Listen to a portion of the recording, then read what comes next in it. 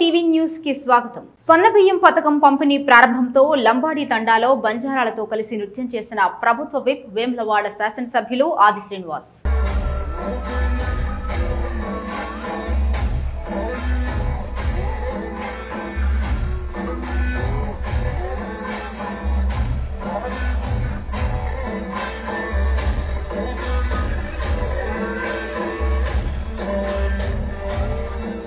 వేంపాడు గ్రామంలో హోంమంత్రి Anitha morning walk. Anakapalli Nakkapalli మండలం వేంపాడులో హోంమంత్రి అనిత శుక్రవారం ఉదయం మార్నింగ్ వాక్ చేశారు.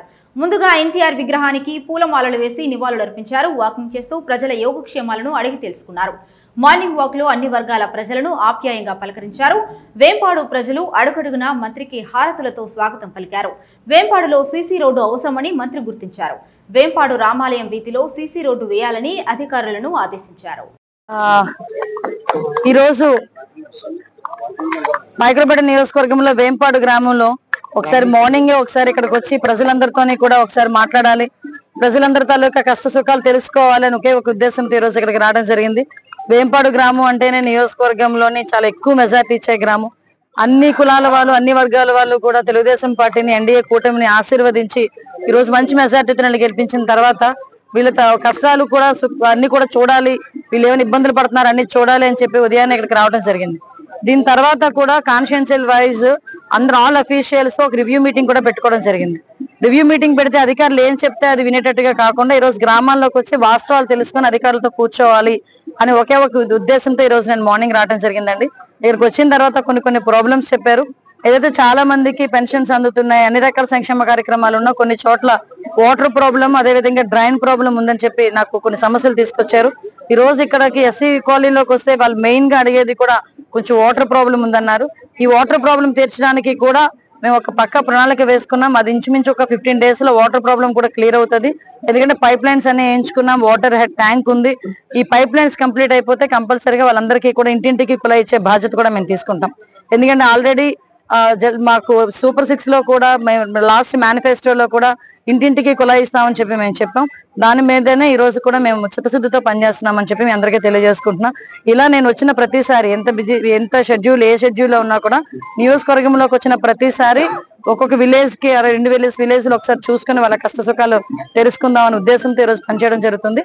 ఈ రోజు దీని అందరికీ సహకరిస్తున్న మా ముఖ్య నాయకులందరికీ కూడా, మా అన్న వెంకటేష్ అన్నకి, అప్పలరాజు గారికి, రాంబాబు గారికి, ఇంకా పెద్దలందరూ ఉన్నారు, అందరికీ కూడా, మధు గారికి, ఎంపీటీసీ మధు గారికి, అందరికీ కూడా, ప్రెసిడెంట్ గారు, మా అమ్మ ప్రెసిడెంట్ గారికి అందరికీ కూడా పేరు పేరున నేను ధన్యవాదాలు, నమస్కారాలు తెలియజేస్తున్నాను. నీళ్లు ఇవ్వమని అడిగిన రైతులపై రెచ్చిపోయి దురుసుగా ప్రవర్తించిన కాంగ్రెస్ ఎమ్మెల్యే బీర్ల ఐలయ్య ఆలేరు మండలంలోని కొలనపాక గ్రామంలో సాగునీరు కావాలని అడిగిన రైతులతో బీఆర్ఎస్ పార్టీ వాళ్ళు నీళ్లు లేవని చెబుతున్నారుగా, ఎక్కడి నుండి నీళ్లు ఇవ్వాలని అహంకారంగా మాట్లాడిన బీర్ల ఐలయ్య రాజకీయాలు వద్దు అన్నా నీళ్లు ఇవ్వండి చాలు అంటూ రైతులు కోరగా వారిపై రెచ్చిపోయి దురుసుగా ప్రవర్తించిన ఎమ్మెల్యే ఐలయ్య కొత్త చెరువు, ఈ చెరువును మనకు చౌదరిపల్లి ఇక్కడ నుంచి నారాయణపురం వాటర్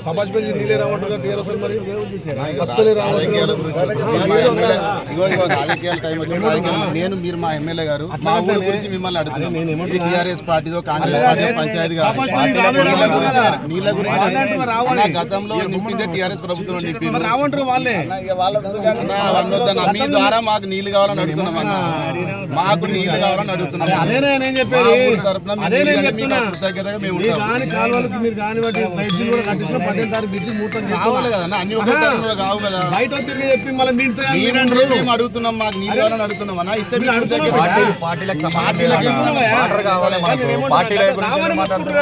ఎక్కడ నుంచి మీటింగ్ నీళ్ళు రావు, నీళ్ళు వస్తే మా ఊరు కూడా చెరువులు నింపమని అడుగుతున్నాం.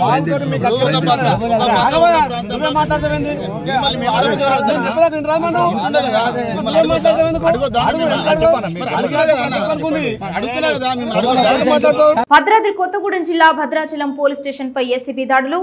సిఐ గన్మెన్ తో సహా మరొకరి అరెస్ట్. మార్చి 19 నాడు లక్ష్మీదేవిపల్లి నుండి భద్రాచలం గ్రావెల్ తోలుతున్న లారీని భద్రాచలంలో పట్టుకున్న పోలీసులు దానికి ఉన్నటువంటి పర్మిషన్స్ విషయమై అడిగి దానిని స్టేషన్ కి తరలించారు. దాంతో లారీ ఓనర్ వచ్చి దాన్ని ఇంటికి మట్టి తోలుతున్నామని, కమర్షియల్ కాదు అని చెప్పాడు. ఆ తర్వాత సిఐ రమేష్ గన్మెన్ రామారావు 30,000 చెల్లిస్తే లారీని కేసు లేకుండా విడుదల చేస్తామని మాట్లాడాడు. అంత డబ్బు నా దగ్గర లేదు అని లారీ ఓనర్ అనటంతో చివరకు 20,000 ఇస్తే లారీని వదులుతామని చెప్పారు. దాంతో గన్మెన్ రామారావు తన స్నేహితుడు కార్తిక్ సెల్కు 20,000 రూపాయల ఫోన్ పే ద్వారా చెల్లించండి అని చెప్పడంతో ఓనర్ ఫోన్ పే ద్వారా చెల్లించడం జరిగింది. ఆ వెంటనే లారీని వదిలిపెట్టారు. విషయం ఏసీబీకి చేరడంతో ఈ రోజు పక్కా ఆధారాలతో భద్రాచలం సీఐ రమేష్, గన్మెన్ రామారావు, అతడి స్నేహితుడు కార్తిక్ ను అరెస్ట్ చేయడం జరిగింది. ప్రభుత్వ అధికారులు లంచాలు అడిగితే తమకు సమాచారం ఇవ్వాలి అని ఏసీబీ అధికారి కోరాడు.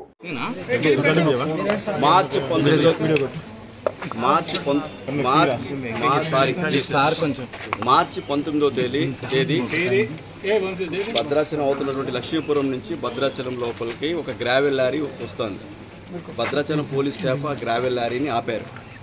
మీకు పర్మిషన్ లేదంటూ ఆపారు. ఆపి ఆ లారీని పోలీస్ స్టేషన్ తీసుకుని వచ్చారు. భద్రాచలం టౌన్ పోలీస్ స్టేషన్ తీసుకొచ్చారు. తీసుకొచ్చిన తర్వాత నెక్స్ట్ గ్రావెల్ తోలుకునేటటువంటి ఓనర్ కూడా వచ్చారు. వచ్చి సీఏ గారిని కలవడం జరిగింది. సార్ మాది ఇంటి కోసం అది తయారు చేసి తెచ్చుకుంటున్నాం, గ్రావెల్ కమర్షియల్ కాదన్నారు. లారీ ఓనర్ని రమ్మన్నారు. లారీ ఓనర్ కూడా వచ్చారు. ఓనర్ వచ్చిన తర్వాత అతనికి నీ మీద లారీ మీద మీ మీద కేసు పెడతాను, కేసు పెట్టి కేసు రిజిస్టర్ చేస్తామని చెప్పేసి బెదిరించారు. లారీ ఓనర్ మీరు కేసు పెట్టుకోండి అంటే ఈ లోపల గన్మెన్ అయినటువంటి సీఏ గారి గన్మెన్ రామారావు వచ్చి నేను సీఏ గారితో మాట్లాడతాను అని ఒక సీఏ గారితో వెళ్ళి లోపలికి వెళ్ళి మాట్లాడొచ్చిన తర్వాత ఒక 30,000 రూపీస్ డిమాండ్ చేశారు. చేసి 30,000 ఇస్తే నీ లారీ వదిలిపెడతామని ఓనర్ చెప్పగానే కంప్లైంట్ ఇతనికి లారీ ఓనర్ మీరు కేసు పెట్టుకోండి నా దగ్గర అంత డబ్బులు లేవనగానే లేదు నేను మళ్ళీ కావాలంటే నేను సీఏ గారితో మాట్లాడితే మళ్ళీ లోపలికి వెళ్ళి వచ్చి మళ్ళీ దాన్ని 20,000 రూపాయలకి ఇచ్చేశారు. తగ్గించిన తర్వాత 20,000 రూపాయలు నేను ఇప్పుడు కట్టలేను, నా దగ్గర లేదంటే కూడా మీరు ఇప్పుడు కడితే నేను లారీని పంపిస్తాను, లేకుంటే లేదంటే కూడా అతని విధి లేని పరిస్థితిలో నువ్వు ఇప్పుడు ఇమీడియట్గా ఒక నంబర్ ఇస్తాను దానికి ఫోన్ పే చేయడం కానీ ఒక ఆ పిఎస్ఓ రామారావే వేరే థర్డ్ పర్సన్ పంపించాడు, కార్తీక్ అనే అతను పంపించాడు. వచ్చిన తర్వాత ఆ కార్తీక్ అనే అకౌంట్కి సిఏ మన రామారావు యొక్క దీని ప్రకారమే 20,000 రూపాయలు ఫోన్పే చేశారు. ఫోన్పే చేసిన కూడా క్లియర్ రికార్డింగ్ ఉంది. ఫోన్పే చేసిన మరుక్షణమే లారీని రిలీజ్ చేశారు. యాక్చువల్గా అది ఇల్లీగల్ ట్రాన్స్పోర్టేషన్ లారీ అయితే వాళ్ళు డిటైన్ చేయాలి, కేసు రిజిస్టర్ చేయాలి, పంచనామా చేయాలి, ప్రొసీజర్ ఫాలో కావాలి. మరి లారీ ఏమైనట్టు? సో నెక్స్ట్ మేము మా ఏసీబీ ఇన్వెస్టిగేషన్ ప్రకారం మీడియేటర్ సమక్షంలో మేము ప్రతిదీ చేస్తాం. ఈరోజు ముగ్గురిని అప్రహెన్షన్ చేసిన తర్వాత వాళ్ళని అడిగిన తర్వాత రామారావు కానిస్టేబుల్ కూడా నేను 20,000 రూపాయలు సీఏ గారు చెప్తేనే తీసుకున్నానని మా మీడియేటర్స్ ముందు ఓపెన్ ఎవిడెన్స్ చెప్పారు. So this is the fact. Case register చేయలేదు, పైగా ఆ బాధిత దగ్గర నుంచి 20,000 రూపాయల లంచం డిమాండ్ చేసి ఫోన్పే ద్వారా చేయించుకున్నందుకు ముగ్గురిని మేము అరెస్ట్ చేస్తాం. Thank you. అనంతపురం జిల్లాలో మంత్రి కొల్లు రవీంద్ర పర్యటించారు. ఈ సందర్భంగా ఆయన పలు అభివృద్ధి కార్యక్రమాలలో పాల్గొన్నారు. అనంతరం ఆయన మీడియాతో మాట్లాడుతూ సామాన్యుడికి అందుబాటులో లేకుండా మద్యం ధరలను వైసీపీ ప్రభుత్వం అమాంతంగా పెంచి ప్రభుత్వ ధనాన్ని లూటీ చేసిన వ్యక్తి జగన్ అని విమర్శించారు. 1986లో ఈ గోడౌన్ని ఆ రోజున ఏర్పాటు చేసి అంతకుముందు ఇక్కడ ఎరెక్ సంబంధించినటువంటి మ్యానుఫ్యాక్చరింగ్ యూనిట్ ఉండేది. దాన్ని డిపో కింద మార్చి దాదాపు మొన్నటి వరకు ఒక 50 నుంచి 60 మంది ఇక్కడ వర్క్ చేయటం. 2016లో సంభవించినటువంటి ఒక అగ్ని ప్రమాదంలో ఈ గోడౌన్లో అంతా కూడా తగలబడిపోవడం. మరి అప్పుడు కమిషనర్గా ఉన్నారు ముఖేష్ కుమార్ మీనా గారు, వారు మరి మేడం గారు చెప్పినప్పుడు నేను కూడా వచ్చి ఇక్కడ పరిశీలించడం జరిగింది. ఇమీడియట్గా వేరే ఆల్టర్నేట్ పెట్టుకుని దీన్ని నిర్మాణం చేయడానికి ఆ రోజున ఇన్సూరెన్స్ కానీ అదేవిధంగా డిపార్ట్మెంట్ నుంచి కూడా కలిపి 11 కోట్ల రూపాయలు శాంక్షన్ చేయడం జరిగింది. తిరిగి మళ్ళీ దాదాపు 8 సంవత్సరాల తర్వాత ఈరోజు ప్రారంభించుకోవడం చాలా ఆనందంగా ఉంది. అత్యంత ఆధునికంగా మొత్తం 40,000 స్క్వేర్ ఫీట్లో ఈ అత్యంత ఆధునికమైనటువంటి ఈ డిపోని ఇక్కడ ఏర్పాటు చేసుకోవడం. దీంతో మొత్తం ఇప్పటికీ రాష్ట్రంలో 29 డిపోలు ఉన్నాయి. మరి మీ అందరికీ తెలుసు 2014-19లో ఒక బెస్ట్ పాలసీ ఆ రోజున మేము ఇక్కడ మన రాష్ట్రంలో అమలు చేయడం జరిగింది. దానివల్ల రాష్ట్ర ఆదాయం కానీ ప్రజల ఆరోగ్యం మీద ఎప్పటికప్పుడు మానిటరింగ్ చేసుకుని ఒక కంట్రోల్ ఉండేది. కానీ తర్వాత వచ్చినటువంటి జగన్మోహన్ రెడ్డి గారు ఎన్నికల్లో చెప్పారు, నేను వస్తే సంపూర్ణ మద్యపాన నిషేధం అని చెప్పారు. 2019లో ఓట్లు వేసుకుని గెలుచుకున్నారు. గెలిచిన తర్వాత దశల వారీగా తీసేస్తాను, స్టార్ హోటల్స్గా పరిమితం చేస్తామని చెప్పారు. ఎక్కడ స్టార్ హోటల్స్ పరిమితం చేసిన పరిస్థితి లేదు. రేట్లు పెంచేశారు. సామాన్యుడికి అందుబాటులో లేకుండా రేట్లు పెంచేసి రేట్లు పెంచితే తాగడం తగ్గుద్దని చెప్పారు ఆయన. పర్ క్యాపిటల్ కన్జంప్షన్ చూస్తే 5 లీటర్ల దగ్గర 5.5 లీటర్ల నుంచి 6 లీటర్ పెరిగింది తప్ప తగ్గల. అదే కాకుండా వీళ్ళు పెంచినటువంటి రేట్ల మూలంగా పక్క రాష్ట్రాల నుంచి నాన్ డ్యూటీ పెయిడ్ లిక్కర్ వచ్చింది. అదేవిధంగా ఇల్సిట్ లిక్కర్ కూడా విపరీతంగా పెరిగిపోయింది. పనికిరాని బ్రాండ్స్ అన్నీ వచ్చినాయి. వాళ్ళు చెప్పిన బ్రాండ్సే షాప్స్లో అవైలబిలిటీ పెట్టారు. కేవలం కొన్ని కంపెనీలు వాళ్ళ సొంత కంపెనీలకు మాత్రమే ఆర్డర్స్ ఇచ్చే విధంగా చేయటం వల్ల టోటల్ ఆ క్వాలిటీ లేనటువంటి లిక్కర్ ఇచ్చారు. మల్టీనేషనల్ కంపెనీలు అన్నీ కూడా వాళ్ళకి పేమెంట్స్ ఇవ్వని కారణంగా ఆర్డర్స్ ఇవ్వని కారణంగా వాళ్ళందరూ వెనక్కి వెళ్ళిపోయారు.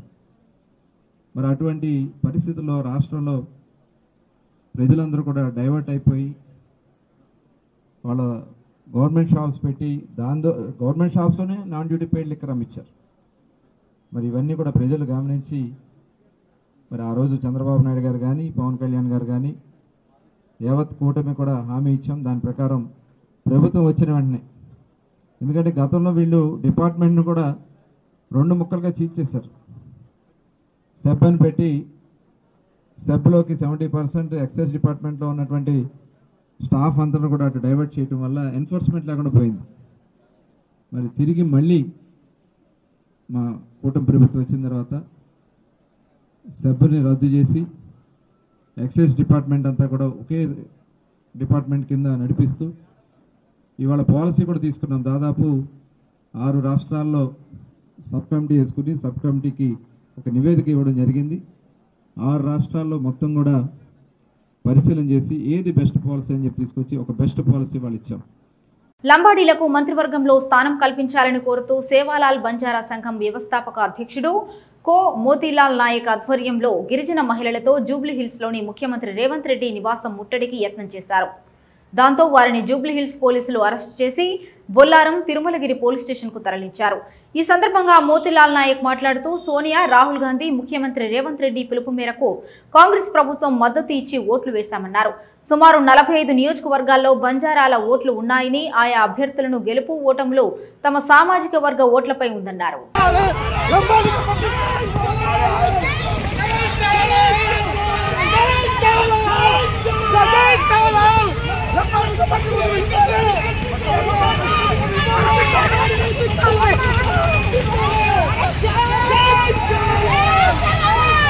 సామాజిక పరంగా లంబాడీలకు, లంబాడీ ఎమ్మెల్యేలకు మంత్రివర్గంలో స్థానం కల్పించాలి.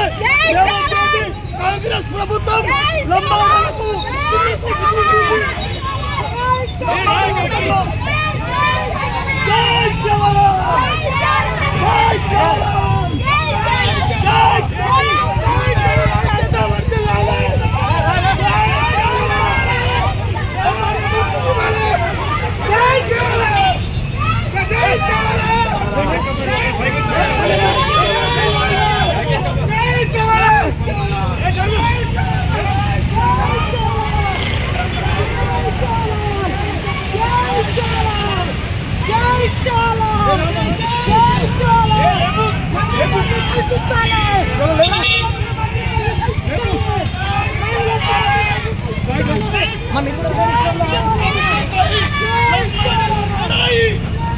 సామాజిక పరంగా మంత్రివర్గంలో లంబాడీలకు స్థానం కల్పించాలి. రేవంత్ రెడ్డి గారు కాంగ్రెస్ పార్టీకి వ్యతిరేకంగా లంబాడీల ఏకతాటిగా ఉద్యమం చేస్తారు. బాపట్ల రైల్వే స్టేషన్ వద్ద గల ఐఆర్టీసీ టికెట్ బుకింగ్ షాప్ లో అగ్ని ప్రమాదం చోటు చేసుకోవడంతో నిర్వాహకులు లక్ష్మీనారాయణకు, మరో మహిళకు తీవ్ర గాయాలు. ఆసుపత్రికి తరలింపు. ప్రమాద ఘటనకు సంబంధించిన పూర్తి వివరాలు తెలియాల్సి ఉంది.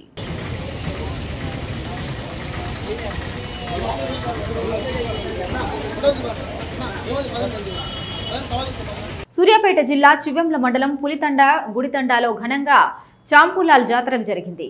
మాజీ మంత్రి ఎమ్మెల్యే జగదీష్ రెడ్డి జాతరలో పాల్గొని సంప్రదాయ పద్ధతిలో పూజలు నిర్వహించారు. గిరిజన సోదరులు, మహిళలు పెద్ద ఎత్తున హాజరై ఆయనకు స్వాగతం పలికారు.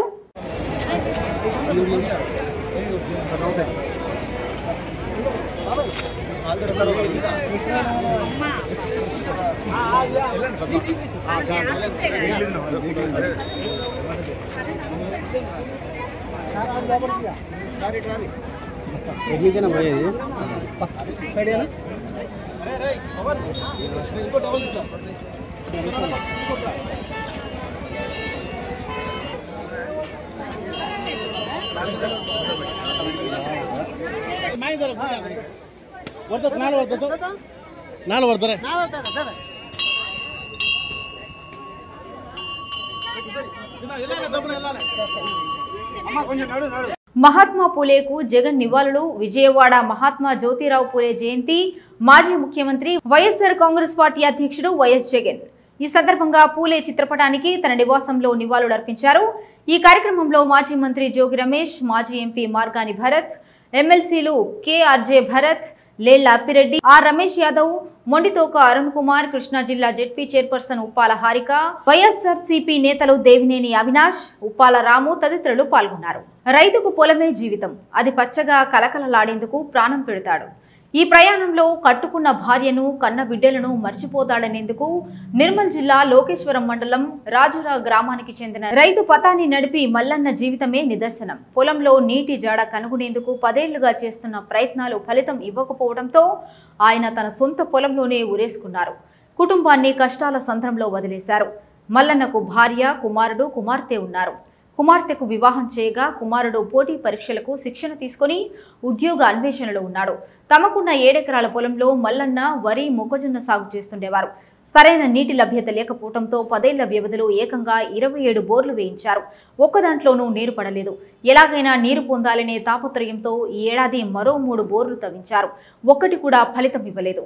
30 బోర్లు తవ్వించినా గంగమ్మ తల్లి కరుణించకపోవడంతో తీవ్ర మనస్తాపానికి గురయ్యారు. మరోవైపు బోర్లు తవ్వించడానికి చేసిన అప్పులు పెరిగిపోయాయి. నానా కష్టాలు పడి చాలా వరకు తీర్చేగా మరో 5 లక్షల వరకు మిగిలాయి. వీటి నుంచి ముక్తి లభించే మార్గం కనిపించకపోవడంతో తన పొలంలోని చెట్టుకు ఊరేసుకొని ప్రాణాలు వదిలారు.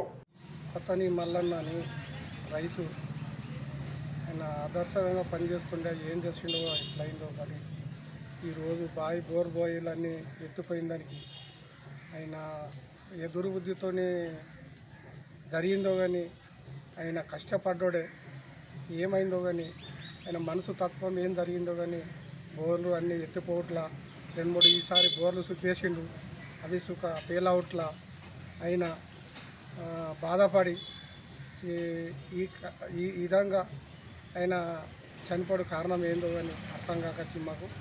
ఆయన పంట ఆదర్శంగా తీసినోడు ఇట్లా అయిపోయిందంటే మేమే పరిశీలన అవుతున్నాం. ఈ రోజుల్లో బోర్ బావులు బాగా ఎత్తుపోట్ల అందరికీ బాధని అనిపిస్తుంది. ఈ సంవత్సరం అంతా అంతే ఉన్నది. పంట లేకనే ఆయన బాధపడే ఈ పని చేసిండని నేను కోరుకుంటున్నాను. రాజురా గ్రామానికి చెందిన పతాన్ని నడిపి మల్లన్న అనే వ్యక్తి తన వ్యవసాయ భూమిలో గత 6 సంవత్సరాల నుంచి 20 వరకు బోర్లు వేయడం జరిగింది. ఒక బోరు కూడా సక్సెస్ కాకపోయినా అందులో ఒక బోరు సక్సెస్ అయ్యి కొంచెం నీరు పారిస్తూ ఉండగా తన వ్యవసాయ భూమిని కాపాడుకుంటూ వచ్చాడు.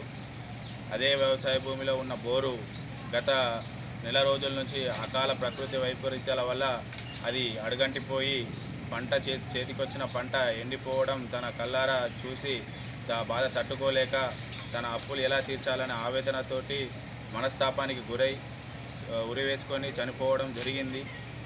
అతని కుటుంబాన్ని అన్ని విధాలుగా ప్రభుత్వం సహాయ సహకారాలు అందించి వాళ్లకు అండగా ఉండాలని కోరుకుంటున్నాను. చెందిన పతాన్ని నడిపి మల్లన్న అనే రైతు గత 10 సంవత్సరాల నుంచి తన వ్యవసాయ భూమిలో 7 ఎకరాల వ్యవసాయ భూమిలో ఒక 30 వరకు బోర్లు వేసి అప్పుల పాలై మొన్న రీసెంట్లీగా ఒక 2-3 నెలల్లో ఇంకో 4 బోర్లు వేసిండు. మన 3 రోజుల కిందట ఒక బోర్ వేసిండు. దాంట్లో కూడా చుక్క నీరు రాకపోవడం వల్ల మనస్తాపానికి చెంది పంట ఎండిపోతున్నది. మనస్తాపానికి చెంది ఊరు వేసుకొని ఆత్మహత్య చేసుకున్నారు. ప్రభుత్వం కొద్దిగా ఈ కుటుంబాన్ని ఆర్థికంగా ఆదుకోవాలని మా గ్రామస్తుల తరఫున కోరుతున్నాం. కనీసం చేతికి కూడా ఎలాంటి డ్యామేజ్ కాలేదంటూ ప్రవీణ్ పగడాల ఫోటోను రిలీజ్ చేసిన కేఏ పాల్, ప్రముఖ పాస్టర్ ప్రవీణ్ పగడాల మార్చి 25న మృతి చెందిన సంగతి తెలిసిందే. అప్పటి నుండి ప్రవీణ్ పేరు తెలుగు రాష్ట్రాల్లో చర్చనీయాంశంగా మారింది. తాజాగా పాస్టర్ ప్రవీణ్ ఘటనపై ప్రజాశాంతి పార్టీ అధ్యక్షుడు కేఏ పాల్ ప్రెస్ మీట్ పెట్టి సంచలన విషయాలు వెల్లడించారు. వైన్ షాప్ రిలీజ్ చేశారు కదా, మనం చూసాం కదా, కోట్ల మంది చూశారు కదా. మరి ఆ ఫుటేజ్లు మేము ఇవ్వలేదని ఎస్పీ గారే చెప్పినప్పుడు డిఐజీఆర్ పోలీసులే చెప్పినప్పుడు ఖచ్చితంగా బయట వారే కదా రిలీజ్ చేశారు. అవసరం బయట వాళ్ళకి ఎందుకు ఉంది? రిలీజ్ చేశారంటే వాళ్ళు అతను ప్రమాదం వల్ల చనిపోయాడని మనం నమ్మాలని కోరుకుంటున్నారు కదా. ఆ అవసరం వాళ్ళకి ఎందుకు ఉంది? ఇది నిజంగా ప్రమాదం అయితే తాగకపోయినా కానీ రాత్రిపూట సెల్ఫ్ యాక్సిడెంట్ అయి చనిపోతున్న సందర్భాలు లేవా? కార్లు యాక్సిడెంట్లు, మోటార్ సైకిల్ యాక్సిడెంట్ అయినవి లేవా? అంటే ఈ పాస్టర్ తాగుబోతూ తాగేసి పడిపోయాడు, తాగేసి చనిపోయాడు. తాగేసి చనిపోతే బాడీ కిందని బుల్లెట్ పైకి నెలగుంటుంది, బాడీ ఒక దగ్గర, కాలో చేతులు ఇరిగిపోతాయి. ఇంకా చాలా ఎవరైతే ఫేక్ న్యూస్లు రిలీజ్ ఆయన పడిపోయాడే యాక్సిడెంట్ అయ్యి బుల్లెట్ ఒకవైపు ఆయన బాడీ ఒకవైపు వెళ్ళింది చూపించరు. ఈ మెయిన్ 3 వదిలేసి తతమా అన్ని డ్రామాలు చూపిస్తున్నారు. పెడతారా మీరు? ఎవరిని గుడ్డోలు చేస్తారు, ఎవరిని మురుకులు చేస్తారు? అసలు ఏ లోకంలో ఉన్నాం మనం? ప్రపంచంలోనే ఇండియన్స్ తెలివైన, ఇండియాలోనే తెలివైన. దానికి రుజువు నేనే. లా డిగ్రీ లేదు, ఏమి లేదు, 28 ఆర్డర్లు తెచ్చుకున్నా. సుప్రీంకోర్టులో, తెలంగాణ హైకోర్టులో, ఏపీ హైకోర్టులో, విశాఖపట్నం కోర్టులో, ఛత్తీస్గఢ్ బ్యాంక్ మిగలట్లేదు, అమ్ముకు తింటున్నాను. ఆ ఉండిలో డబ్బులు 1000 కోట్లు ఎక్కడికి వెళ్తున్నాయి? హిందూ టెంపుల్స్ వారికే దీన్ని ఇవ్వాలని యేసు ప్రభు తప్ప వేరొక రక్షకుడు లేడు. సిలువలో మరణించాడు, ప్రాణం పెట్టాడు, 3వ రోజున తిరిగి లేచాడు. నేను ఎలా చెప్తున్నాను, మీరు అలా చెప్పుకోండి మీ నమ్మకాన్ని, మీ సత్యాన్ని. కానీ ఇతర దేవతల్ని దూషించకండి. నేను క్రీస్తును పోలి నడిచిన ప్రకారం మీరు నన్ను పోలి నడవండి. ప్రవీణ్ తప్పు చేశాడని ఒకసారి ఆయన అడిగితే క్షమాపణ చెప్పమంటే చెప్పాడు. ఆ వీడియో నేను చూశాను. అలాగని చంపేస్తారా? చంపింది కప్పేస్తారా? ఇప్పుడు ఏదో స్టార్ట్ చేయి, ఇది ఆన్ చేయి. ఎస్పీ కూర్చొని ఒరే అని చెప్తూ, ఆయన పేరేంటి ఎస్పీ పేరు? Kishore Babu. How dare you are to come to conclusion? How dare you are? Don't you know it is illegal? Who can protect you? Chandrababu Naidu will protect you. Jagan will protect you. If you are breaking the law, nobody is above the law. Have I broken the law? No. I am raising questions and I am speaking. My preliminary investigation reveals this as a death. And I am raising questions for you to investigate in that direction. And I offered to meet Chandrababu Naidu, the Chief Minister of Andhra Pradesh, but he has not called me. He has my numbers. T5 Naidu has my numbers.